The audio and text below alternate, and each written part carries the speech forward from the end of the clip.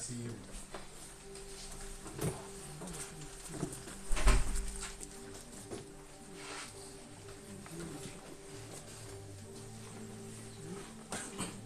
Gloire à Dieu. Le thème que je donne à mon message en cet après-midi, c'est une grâce exceptionnelle pour un enfant exceptionnel. Alléluia. Amen. On pourrait aussi dire une grâce exceptionnelle pour une femme exceptionnelle. Alléluia. Amen. Pourquoi? Parce que, d'autant plus, les personnes diront que, oh, c'est facile d'enfanter, c'est facile de mettre au monde un enfant. Du coup, j'ai déjà entendu cela. Mais déjà, même, il faut déjà même tomber enceinte. Et tomber enceinte dans de bonnes circonstances. Vous savez, il faut bénir l'Éternel pour les mamans, pour les mères. Bénir l'Éternel pour les femmes. Alléluia. Parce que ce n'est pas une chose facile. La première fois que ma femme est tombée enceinte, je la regardais. Et je lui ai dit, ah, tu seras maman. J'ai dit, je serai bientôt père. J'étais heureux. N'est-ce pas? Ce qu'elle m'a répondu, on a dit, c'est pas qu'à porter ça pendant 9 mois. Vous savez, c'est pas évident. Je parlais de circonstances. Je parlais aussi d'enfantement. Mais je veux parler aussi d'une personne qui est une mère, qui, chemin faisant, passe du temps. Chemin faisant, se pose la question. Mais comment est-ce que les circonstances, les choses vont-elles se passer? Et dans notre texte ici, on prend le cas de Marie, comme exemple. N'est-ce pas? Mais notre auteur ici, Luc, il a présenté Jésus-Christ en tant que quoi? En tant que fils de l'homme. Pour faire comprendre quoi à qui? Pour faire comprendre que nous sommes humains. Ce qui se passe, c'est de manière humaine. La chose se produit. De manière humaine, la chose se représente. Alléluia. Amen. Mais, quand nous regardons nos tests, vous allez voir que, pardon, quand nous regardons nos tests, vous allez voir que, dans le développement de la chose, Marie était avec quelqu'un.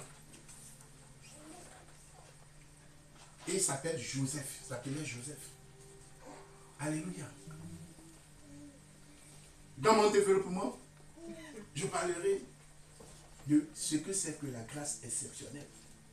Je parlerai aussi de ce qui signifie Jésus. On a tellement entendu parler Jésus, Jésus, Jésus. Mais qu'est-ce que ça veut dire? Qu'est-ce que ça signifie? Je parlerai aussi de qui est Marie. Parce que nous avons aussi une autre religion qui nous parle de Marie, mais qui aime dire la Vierge Marie. Je parlerai encore de comment être un exemple en tant que mère. Alléluia. Amen. Comment être un exemple en tant que mère.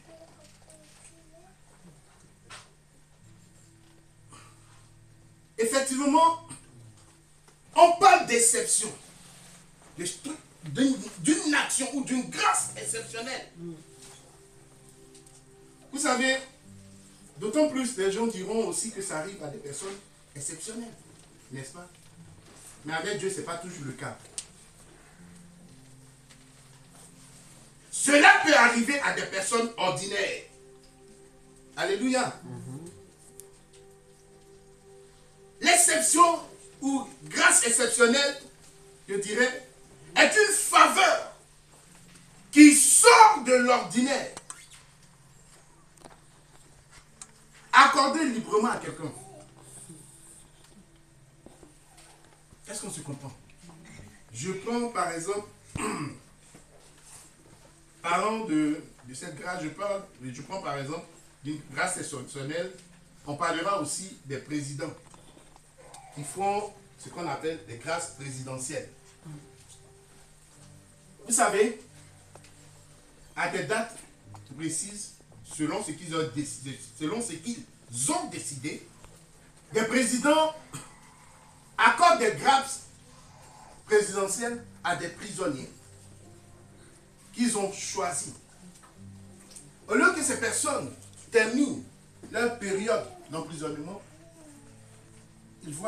ces personnes voient cette période d'emprisonnement être réduite. Ou soit on les libère. À cause de quoi? À cause de la grâce présidentielle.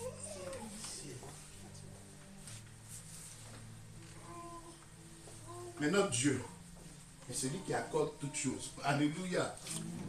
Notre Dieu est celui qui fait grâce à qui il veut. Alléluia. Amen. Quel que soit celui que tu es, Dieu peut t'accorder une grâce. D'autant plus il fait tomber sa grâce sur les bons et les méchants. Mais il y a aussi ce qu'on appelle les grâces d'exception. Et c'est effectivement celle-là qui a touché notre sœur Marie. Alléluia. On parle de Jésus. On dit Jésus, Jésus, Jésus. Mais qu'est-ce que ça veut dire?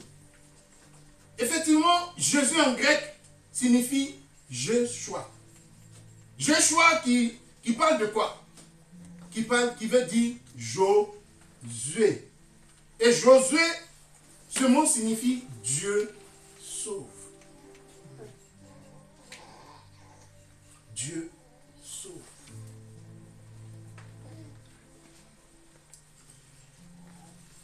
Selon ce que les prophètes ont dit de Jésus, ça avait été prédestiné.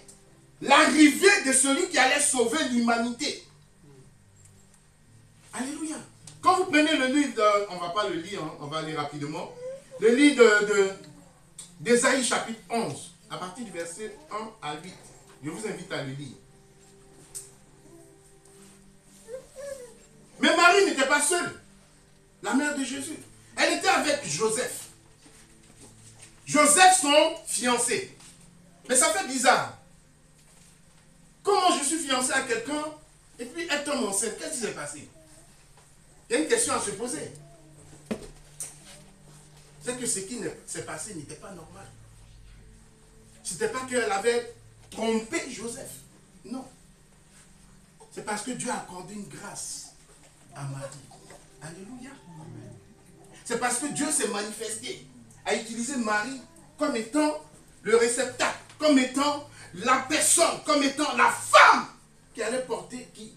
Le Christ. Alléluia. Et ces choses, c'est quelque chose de merveilleux. Frère, ma soeur, dis c'est merveilleux. Je t'ai pas entendu, ma soeur. C'est merveilleux. Alléluia. Un sauveur nous est né. Mais vous savez, ce que Dieu fait, il ne va pas s'arrêter là. Mais il va prendre une femme ordinaire pour en faire une femme extraordinaire. Une femme comme tout autre. Il y a des personnes qui se sont vues propulsées par Dieu. Elles étaient une femme comme tout autre. Elles sont rentrées dans une entreprise. Elles n'avaient rien de plus que les autres. Mais Dieu les a utilisées pour en faire des femmes fortes pour ces entreprises. Alléluia. Elles ont apporté un plus. Amen. Être mère, ce n'est pas seulement porter un enfant. Alléluia.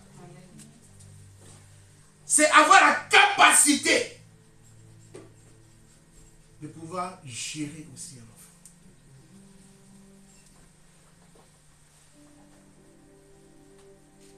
Dieu a pris une femme lambda pour en faire une femme dont on va parler jusqu'aujourd'hui. Amen. Marie. Effectivement, Joseph faisait partie de la descendance de David.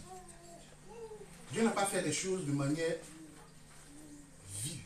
Il n'a pas fait les choses dans le néant. Il n'a pas fait les choses comme dans le désordre. Il a fait les choses parce que Jésus devait provenir de la descendance de David. Amen.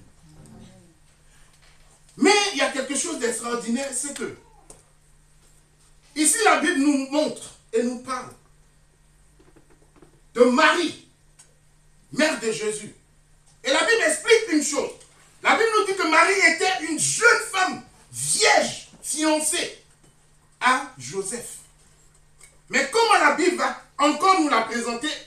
La Bible va nous faire comprendre qu'elle était une femme décrite par Dieu comme ayant reçu une faveur. Alléluia. Ayant reçu une faveur. Quand je regarde, je pense que chacune de vous, chaque mère, a certainement dans sa vie reçu une faveur de la part de Dieu. Vous savez, porter un enfant jusqu'à terme, c'est une grâce. Alléluia. Alléluia. Beaucoup de mères ont porté des enfants, mais ce n'est pas arrivé à terme. Beaucoup de mères ont voulu être enceintes, mais elles n'ont pas pu parce qu'elles étaient stériles. Beaucoup de mères ont pensé avoir des fiancés ou des maris, mais elles ne l'ont pas eu. Mais je veux vous dire une chose. Si Dieu ne l'a permis, cela ne peut arriver. Dieu accorde une faveur à qui il veut. Une femme ordinaire qui est devenue aujourd'hui une femme extraordinaire. Que le Seigneur nous fasse grâce. Alléluia. Quand vous regardez dans Luc chapitre 1, à partir du verset 27 à 28, vous verrez cela. Mais vous savez, l'expression faveur immense est tirée d'un mot grec qui signifie beaucoup de grâce. Ça signifie beaucoup de grâce. D'autant plus. Mais Dieu est merveilleux. Parce que dans le monde dans lequel nous sommes, on entend parler de Vierge Marie. Vierge Marie. Vierge Marie. Mais Marie n'est plus vierge. Pourquoi on peut encore dire qu'elle est vierge? Après Jésus, elle a eu d'autres enfants. Alléluia. Tu ne peux pas dire Vierge Marie. On pouvait dire Vierge Marie quand elle n'avait pas encore mis au monde Jésus. Mais une fois qu'elle a mis au monde un enfant, elle n'est plus vierge. Alléluia. Nous nous sommes tellement mis cela dans la tête. Je m'en souviens quand j'étais encore en classe de CM1. J'étais à l'école, à l'église catholique. Quand je partais au catéchuménat, si on nous disait la Vierge Marie, il faut prier la Vierge Marie avec le chapelet. Et puis on lui demandait, on apportait vers elle des doléances. Et j'ai dit, Vierge Marie, si tu me vas accorder quelque chose, une grâce. Mais en ce moment, j'étais petit. Je ne savais pas qui était l'Éternel des armées. Je faisais les choses parce qu'on me l'avait demandé. Je faisais des choses parce que j'avais reçu une certaine conduite. Je faisais cela parce que je vivais dans un milieu où le père était catholique. Ma mère aussi était catholique. Catholique romain. Mais vous savez, quand Dieu a un plan, s'il a un plan pour toi, tu vas rentrer dans son plan. Il n'y a rien à faire. Mais ma place n'était pas là. Ma place était qu'il fallait que je rencontre le véritable Dieu. Il fallait que je rencontre celui qui est En Shaddai. Il fallait que je rencontre l'étoile du matin, le lion de la tribu de Juda. Il fallait que je le rencontre. Alléluia. Frère, ma soeur, cet après-midi, sois une femme d'exception. Amen. La Bible nous parle de la grâce de Dieu. Dans Romains chapitre 3, verset 24. Mais Marie a reçu cette grâce de Dieu. Cette faveur imméritée. C'est-à-dire cette chose que Dieu a préparée pour elle. Dont elle ne le savait pas.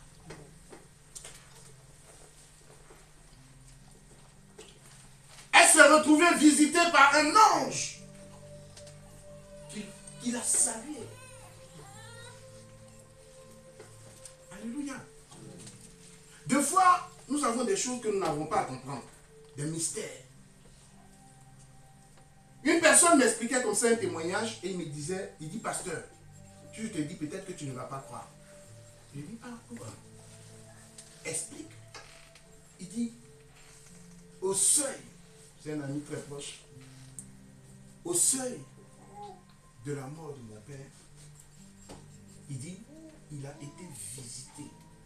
Nous, on croit que c'est un ange. Mon père ne voyait pas bien, il n'avait pas une bonne vue. Et habituellement, les médecins le lavaient et ma mère allait le laver. Il faisait sa toilette et le changeait, il était propre. Et comme il avait, avec la vieillesse, commencé à perdre la faculté de ses mains, de ses pieds, tout cela, il s'est retrouvé un matin nettoyé, un matin lavé, un matin changé. Et il attendait. Et sa femme est venue, elle lui pose la question, mais qui t'a nettoyé? Non, il y avait un homme en blanc qui est venu et qui m'a nettoyé, qui m'a changé. Qui a pris soin de moi. Qui s'est occupé de moi. Sa femme était étonnée, elle dit, comment ça? Elle s'est posé la question, comment cela est possible? Mais elle s'est rappelée qu'elle était chrétienne. Elle s'est dit que certainement mon mari a été visité par un ange. Pourquoi? Parce que la veille, il avait commencé à accepter le Seigneur. Alléluia. Parce que précédemment, il a toujours lutté avec ses enfants. Non, il est mieux qu'il reste catholique. Il croit en Dieu, mais il n'allait pas à l'église. Mais au seuil de sa mort, il a accepté le Seigneur. Et quand il est décédé, ses enfants ont loué Dieu. Ils ont béni l'Éternel de ce qu'il a rencontré. Alléluia. Il est bon de rencontrer l'Éternel. Il est bon de rentrer dans le plan du Seigneur. Il est bon, ma soeur, il est bon, mon frère, de se dire que Christ m'a visité. Alléluia. Amen. Il y a des personnes à qui Jésus n'a jamais visité. Quel est ton témoignage? Mon témoignage, là, c'est bon. Ils ne connaissent pas le témoignage. Frère, laisse-toi visiter par l'Esprit de Dieu sur cet après-midi. Demande à l'Esprit de Dieu de te visiter cet après-midi. Sans cela, Dieu travaillera encore dans ta vie. Amen. Marie avait besoin de la grâce de Dieu pour que le Fils du Tout-Puissant puisse venir en son sein. Alléluia. Si ce n'est Dieu, qui peut faire ce genre de choses? Personne. Personne. Dieu fait des choses merveilleuses. Et Dieu met la plupart du temps, je dirais, dans la vie d'une servante, dans la vie d'un serviteur, des faveurs qu'on ne mérite pas. Certaines personnes me diront, selon leur témoignage, je vous le dis, des fois, à la veille d'un examen, ils n'ont pas pris le temps de réviser. Peut-être en semaine, ils ont révisé, mais à la veille de l'examen, 3 jours après, ils n'ont pas eu le temps de réviser. Mais ils se sont retrouvés face à des épreuves dont ils n'étaient même pas sûrs que ce seraient les épreuves qu'ils avaient révisées. N'est-ce pas? Ça, c'est la faveur de l'Éternel. Quand tu appartiens à la tribu du lion de Juda, Dieu ouvre les portes pour toi. Dieu se manifeste pour toi. Mon frère, le salut que tu as, certes, tu ne le mérites pas. Pourtant, la Bible dit que nous étions tous appelés à la condamnation éternelle. Méritais-tu le salut? Non. Mais Dieu nous a fait une faveur. Alléluia. Voir une mère mettre au monde son enfant et plus tard lui donner en sacrifice. Quelle douleur. Cela a failli arriver à un homme de Dieu. Je dirais le patriarche Abraham, à qui Dieu a demandé de lui livrer son fils. Frère, un fils, un père, une mère, c'est Dieu qui peut tout. Répète après moi. C'est Dieu qui peut tout. C'est Dieu qui peut tout. Nous savons que malgré nos discordes avec nos femmes, avec nos mères, elles restent les meilleures. Alléluia. Amen.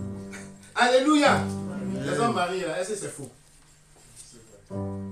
Les femmes restent les meilleures. C'est faux ou c'est vrai? Il y a combien d'hommes ici? Il y a combien d'hommes mariés? Vous ne répondez pas? Les hommes mariés. Hein? Les femmes restent les meilleures, oui ou non? Oui. Les mères restent les meilleures, oui ou non? Oui. Alléluia. Ne répondez pas, hein? Elles vont vous attraper à la maison. Oui, c'est effectivement, Dieu a donné une grâce particulière à une femme. Les femmes peuvent avoir ce qu'on appelle, des appels la plupart du temps, le sixième sens. Dans une affaire, elles peuvent te dire, enlève tes pieds de là. Alléluia. Elles peuvent te dire, fais attention. Ne rentre pas dans cette affaire-là. Alléluia. Cette grâce que Dieu leur a donnée est aussi pour protéger le couple. Amen. Femme, Dieu vous a fait une grâce, celui d'enfanter des enfants. Alléluia. Amen. Bénissez son nom. Amen. Mes sœurs, je voudrais que nous sachions encore une chose, c'est que dans l'Ancien Testament, les femmes qui n'arrivaient pas à enfanter, vous savez, étaient moquées par d'autres femmes. Les femmes juives qui n'arrivaient pas à enfanter étaient honnies par d'autres femmes. On mettait de la honte sur elles. Vous direz que peut-être aujourd'hui les gens ne le font pas. Si, les gens le font. Dans certaines familles, on se moque de belles filles. On se moque de belles sœurs parce qu'elles n'arrivent pas à enfanter. Mais ce n'est pas une bonne chose. On devrait plutôt encourager. On devrait plutôt prier. On devrait plutôt chanter l'Éternel afin qu'il fasse grâce à nos sœurs. Alléluia. Certainement autour de toi, tu connais une jeune fille qui s'est mariée, qui n'arrive pas à enfanter. Prie l'Éternel afin qu'il lui fasse grâce. Amen. Ne t'assis pas en compagnie des moqueurs, mais prie l'Éternel afin qu'il fasse grâce à cette personne. Que le Seigneur nous aide. Amen. Marie reconnaissait, je dirais, elle reconnaissait qu'elle avait besoin tout d'abord d'être sauvée. Alléluia. Quand Dieu te visite, ce n'est pas pour t'abandonner. Il te visite d'abord pour te sauver. Et ensuite pour te mettre sur le droit chemin. Alléluia. Marie méritait d'être sauvée. Femme, mère, tu mérites d'être sauvée. Alléluia. Amen. Malgré que tu connaisses la grâce de l'enfantement, tu mérites d'être sauvé. Oui. Dieu ne fait rien en vain, mais il le fait afin que la gloire lui soit rendue. Amen. Marie était aussi, je dirais, la cousine d'Élisabeth, celle qui était mère de Jean-Baptiste. Et nous savons l'histoire de Jean-Baptiste. Alléluia, un grand évangéliste qui prêchait partout où il allait la parole de repentance. Sœur, vous jouez un grand rôle. Dans ce monde-ci, ce monde dans lequel nous sommes, Dieu vous a choisi, Dieu vous a qualifié afin d'apporter vos conseils, afin d'apporter votre amour, afin de bénir son nom, mais afin aussi de conduire et d'élever vos enfants dans la sagesse. Croyez-moi, car Christ est venu dans ce monde pour sauver, mais Christ est aussi venu dans ce monde pour nous conduire et nous mener vers le Père. Mais comment être un exemple devant Dieu, mes sœurs? Comment? Comment être un exemple? La Bible nous dit une chose. Elle a été une femme ordinaire et Dieu a fait d'elle une femme extraordinaire. Mais pour être devant Dieu comme un exemple, je pense que tu ne dois pas chercher à être extraordinaire. Il y a un frère qui m'a dit, sois toi-même. Soit, moi je dirais, sois naturel.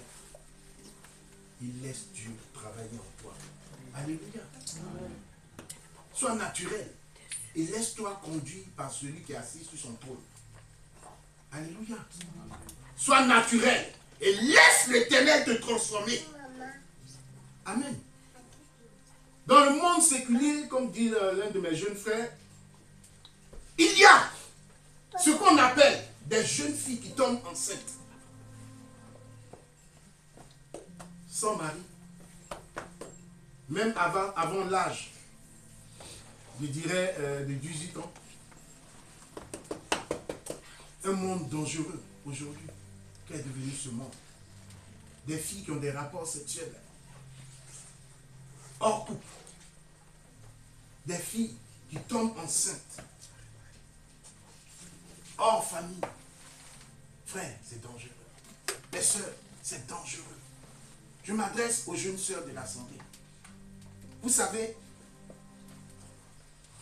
accrochez-vous à celui qui est le roi des rois. Amen. Si tu as donné ta vie en Christ, ce n'est pas pour te retrouver avec un enfant qui n'a pas de père. Si tu as donné ta vie en Christ, ce n'est pas... Certains de nos frères, de nos sœurs ont fait cette erreur. De nos sœurs ont fait cette erreur. Et de nos frères aussi. Mais il n'est jamais trop tard. Mes sœurs, désirez vivement vous marier afin d'avoir vos enfants dans le Seigneur. Alléluia. Laissez derrière vous celle à qui les hommes présentent de grandes richesses. Si tu me suis, je serai un beau mari pour toi, un bon père pour tes enfants. Mais il ne connaît pas le Seigneur. Fuyez ces gens de personnes. Ne vous voudrez pas dans l'iniquité, dans la souillure. Mais faites comme Marie. Alléluia. La Bible dit qu'elle était avec son fiancé.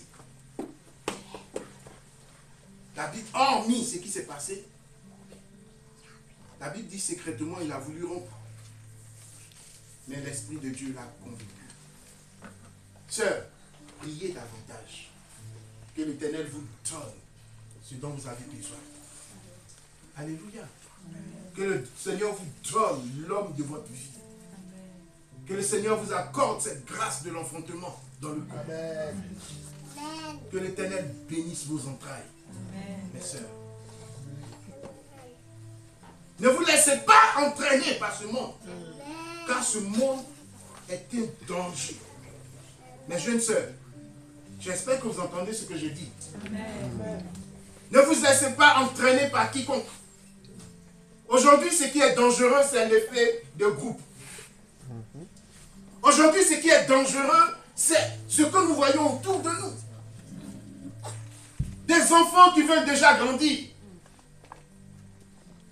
Des enfants qui veulent avoir la notion de responsabilité. Mais tu as 14 ans. Mais tu as 16 ans. Mais tu as 17 ans. Tu as 18 ans. Et alors, qu'est-ce ce que tu veux faire. Déjà être maman,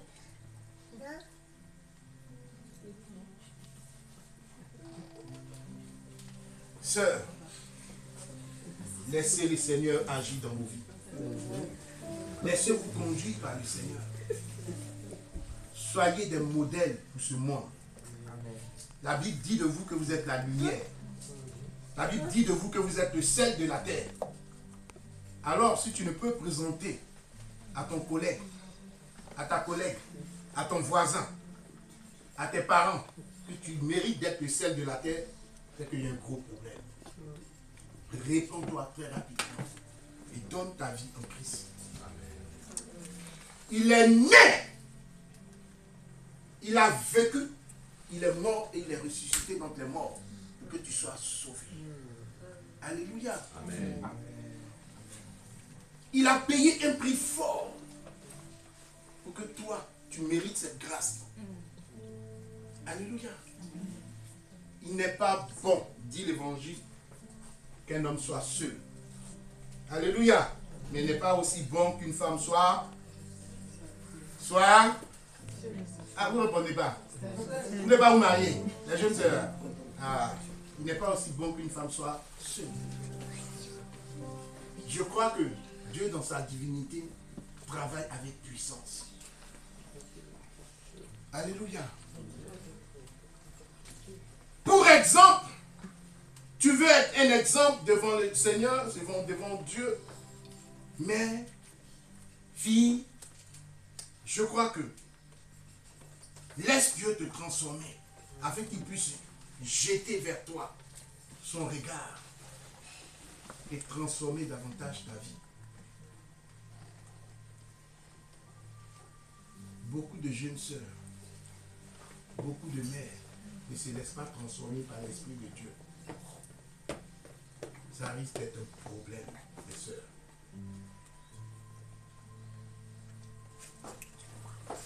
Une bonne mère, une future bonne mère, doit avoir l'exemple qu'il faut devant la face de Dieu. Alléluia. Demandons à Dieu de nous conduire. Demandons à Dieu de nous garder. Une jeune fille doit rentrer dans le mariage vierge. Alléluia. Une jeune fille doit rentrer dans le mariage vierge. Un jeune homme doit rentrer dans le mariage vierge. Alléluia. C'est vrai ou c'est faux? C'est pas jeune fille seulement. Hein? Les jeunes aussi. Hein? C'est pas les jeunes filles seulement. Hein? Quand c'est les jeunes, on ne parle pas. Vous ne répondez pas.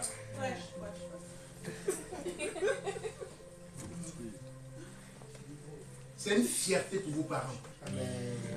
C'est une fierté aussi pour votre entourage.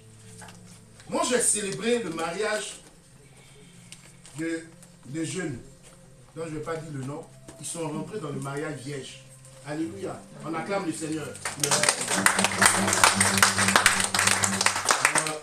Merci de m'avoir acclamé. J'ai dit on acclame le Seigneur pour la vie.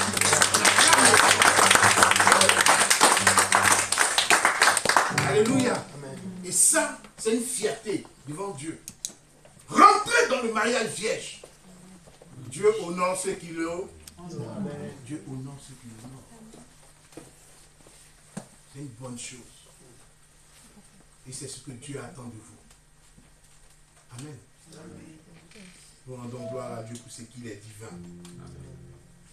Marie, vous savez, beaucoup le disent, elle a fait l'objet d'une immaculée conception. Beaucoup de personnes le disent. Mais laisse-moi vous faire comprendre que Marie n'a pas fait l'objet d'une immaculée conception. Il n'y a aucune raison. Il n'y a aucun verset dans la Bible qui mentionne que Marie a fait l'objet d'une immaculée conception. Frère, qui emmène même à comprendre et à croire que la naissance de Jésus n'a pas été une naissance faite humainement. Jésus est né humainement. Alléluia. Il est né humainement. La Bible nous dit qu'il est né dans quoi? Une bergerie. N'est-ce pas? Aujourd'hui, le fait de mettre au monde un enfant, c'est une grâce. Amen. Quand un enfant vient au monde, je me souviens, la naissance de ma première fille, la dame m'a posé la question, elle nous a dit, ah, monsieur, ça va être difficile. Elle dit, ah bon? Elle dit, oui, ça va être difficile. Elle dit, Dieu est puissant. Dieu fera. Amen. Quand les jumelles devaient venir au monde, là même, j'ai fléchi, je note. J'ai dit, Seigneur, c'est toi qui es puissant. Mes filles vont venir au monde. Un jour, ma femme va vous expliquer son témoignage. De ce qu'elle a porté en son sein, nos enfants, les jumelles. C'était terrible. Mais Dieu était au contrôle. Amen. Nous étions à l'hôpital et la dame est venue me voir. Elle me dit, monsieur, venez vite. Je dis, madame, je suis en connexion avec mon Dieu. Mon Dieu est en train de me parler. Elle dit, vous ne venez pas? Je dis, non, madame, je ne viens pas. Ça, c'est votre travail. Mais moi, je suis en connexion avec mon Dieu. Alléluia. Elle dit, ok, il n'y a pas de problème. On va faire ce qu'on sait faire. Elle dit, Seigneur, c'est toi qui peux. C'est toi qui déclenche. C'est toi qui fais toutes choses. Que ce soit une césarienne ou pas, nos enfants viendront au monde. Et ma femme vivra. Alléluia. Parce qu'elle commençait à perdre l'air, comme si elle perdait le souffle de vie. J'ai commencé à prier, j'ai dit, Seigneur, c'est toi qui es le roi des rois. Vous savez, mettre au monde un enfant, c'est comme si vous aussi vous perdez la vie. Surtout quand on vous fait une césarienne. Surtout quand on vous fait une césarienne, je précise bien. Si on ne vous donne pas, comment on appelle ça, de l'oxygène, et que les choses se compliquent, vous pouvez rester sur le lit de l'hôpital. Au moment, elles savent de quoi je parle. Mais le Seigneur a fait grâce. Alors ce n'est pas un jeu. Alléluia. Dieu donne ses grâces. Il accorde ses grâces particulières à qui il veut. Les femmes, soyez bénies. Amen. Les mamans, soyez bénis. Amen. Que l'Esprit de Dieu veille sur vous davantage. Effectivement, pour aller vers la fin, nous savons que Marie, mère de Jésus, a été une mère conseillère, a été toujours là pour son fils, a été toujours présente aussi pour son mari. Mes sœurs, être mère, ce n'est pas seulement que veiller sur ses enfants et puis oublier son mari. Non. Être mère, c'est aussi savoir prendre soin de sa maison. Et ça ne veut pas dire Marie croiser vos bras. Non, c'est pas ce que ça veut dire. Ça signifie aussi que Marie aide vos femmes. Alléluia. Amen. Alléluia. Amen. On n'entend pas les hommes là. Alléluia. Amen. Les futurs maris là, les futurs maris de l'église là. Est-ce que vous avez entendu? Les jeunes frères. Alléluia. On dirait que je me entends. Hein? Que le Seigneur soit avec vous. Amen. Amen.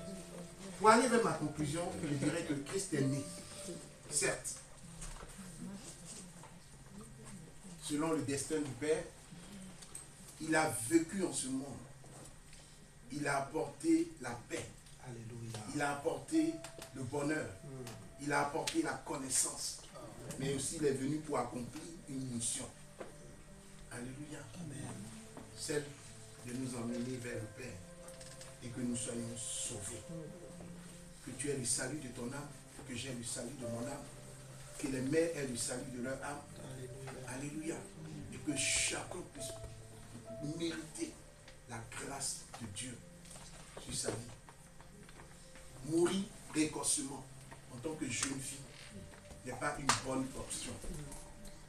Mourir précocement en tant qu'un jeune homme n'est pas une bonne option. Aller se livrer à des choses obscènes qui ne sont pas de Dieu n'est pas une bonne option. Alléluia. Mais vivre dans la présence de Dieu, se marier dans la présence de Dieu et voir naître son enfant dans la présence de Dieu est une bonne option. Alléluia. Que le Seigneur puisse nous bénir. Que l'Éternel puisse veiller sur nous. Mais surtout, que Dieu puisse prendre soin de nous. Alléluia. Qu'il puisse prendre soin de chacun d'entre vous. Et qu'il étende sa grâce sur nos vies. Pour terminer, je dirais que nous avons un avocat suprême, celui de Christ, qui est mort et ressuscité d'entre les morts, et qui nous bénit en cet après-midi, qui bénit surtout Aaron, Simon, et qui bénit aussi surtout Samuel Zepor. Je dirais en cet après-midi que la gloire revienne à Dieu, que la gloire revienne aux mamans, et que le nom du Seigneur soit béni. Alléluia. On va se tenir debout.